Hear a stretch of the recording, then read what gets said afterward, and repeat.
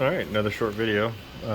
This is just going to add this to the random useless stuff.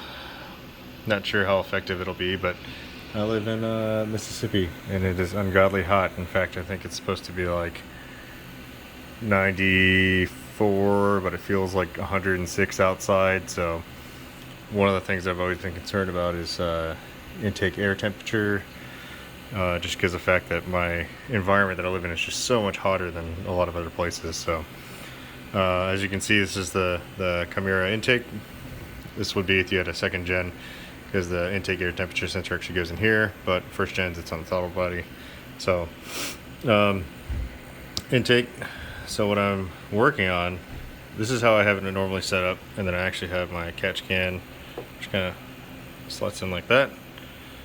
What I'm looking to do is I went to the junkyard with a buddy of mine today, and while I was there I picked up a air scoop. It looked like it was like a Ford Focus or something. Anyways, the idea here is that I'm trying to come up with a way to feed colder air to the intake. So underneath the bike, obviously there's a pretty good amount of space that goes all the way from the top across. So my thought was, what if I could find a way to scoop air up? So if you look here, there's a bit of an air scoop. Now I get it, the shock body is kind of in the way, but on the sides here, there is the ability for air to get scooped up. I don't know how effective this is going to be, obviously, because I'm still working on that, but moving this out of the way, this is kind of how I have it right now. I haven't mounted it, I just have it kind of positioned in here. But if you look, this is kind of what we're working with. So had a neck here, lopped that off, did a little bit of clearancing, and then same with the bottom, cut a notch out to fit in the shock perch. So when I pressed it on the shock, the top actually doesn't move at all, so not too worried about that. And you can see it kind of, it's a clamshell kind of design, and so I added, just to strengthen this part up a little bit, zip ties on the side. So, but the idea here is that I'm hoping to funnel some of that air in and bring some of that cold air up to the intake. At least try to see if I can get a little bit better of air intake temperatures. Now, whether or not that's going to be effective or not, or if the results are going to be negligible, I don't know. But unless you try, you don't really know. So what I'm going to do is get this installed, and then we're going to shoot some air up into this thing and see if see how much air actually comes through the top of this. So I'll go ahead and pause it for now, and then I'll recap once I get everything put together. Alright, all mounted up. As you can see, got it all sitting down there. Just going to throw this paper towel on top here. And what I'm going to do is, I have a workshop blower. Now, granted, there's a lot of air. I'm not really pointing it at anything. It's quite literally just kind of just pointed in that direction, and we're gonna test it out. So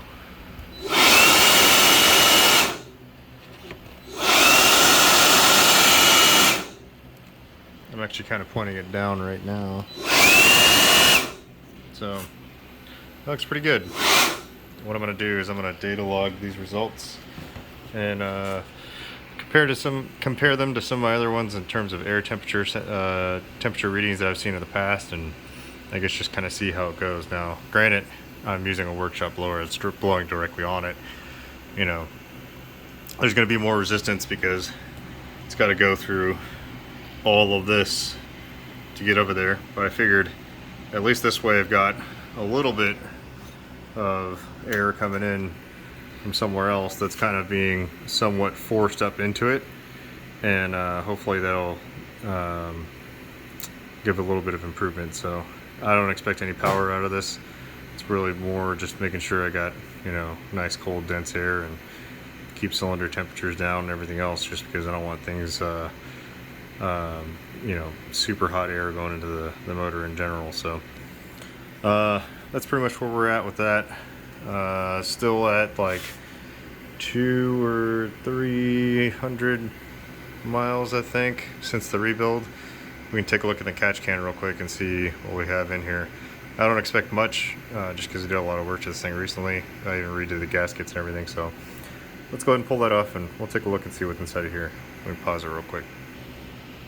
Okay, so a little bit of crud in there, you can see some condensation. And then look inside, not too bad.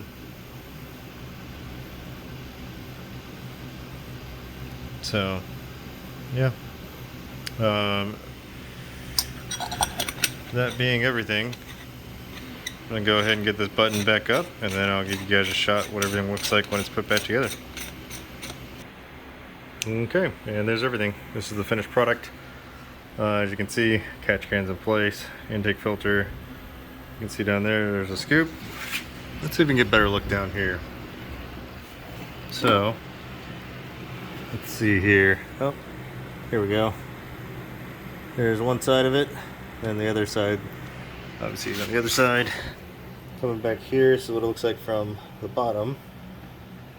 And yeah, pretty happy with that. I think that'll be good. Also provides a little shielding for my intake. That way nothing gets really kicked from underneath it. So I'd say, yeah, I'm relatively pleased, and I look forward to going out and seeing if there's any major differences at all. So, but that's about it. I don't suspect that this is going to help in a particular, like I'd say if it was being heat soaked, you know, there's only so much you can do if everything's just getting cooked in the sun. So, but I would imagine while riding, you know, pretty good steady flow of air, or depending on what speed you're riding at, could be some benefits there. We'll see. So, but that's it. More to follow, and that's all I got for today.